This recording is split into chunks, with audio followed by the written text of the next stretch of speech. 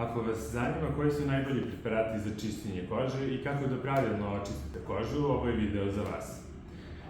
Idealan način za čišćenje kože je takozvano dvostruko čišćenje, što podrazumeva da prvo koristite uljani balzam, odnosno uljani čistač koji će rastvoriti sve nečistoće, šminku, zaštitni faktor, a da potom koristite blagi gel za umivanje. Na ovaj način ćete skloniti sve nečistoće sa kože, a koža neće biti isušena.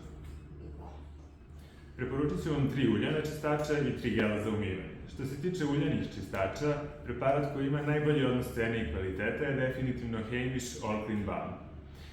Takođe, ukoliko volite malo luksuzniju kozmetiku, u Sephori možete kupiti Clinique uljani balzam, kao i Drunk Elephant uljani balzam.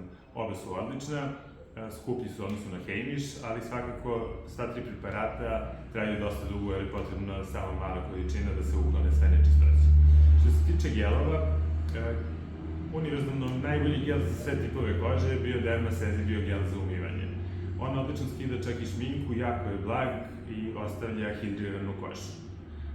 Za suvlje kože, ko želi bogatije teksture, Benton ima odličnu penu za umivanje sa zelenim čajem, može se kupiti na sajtu skintemple.rs.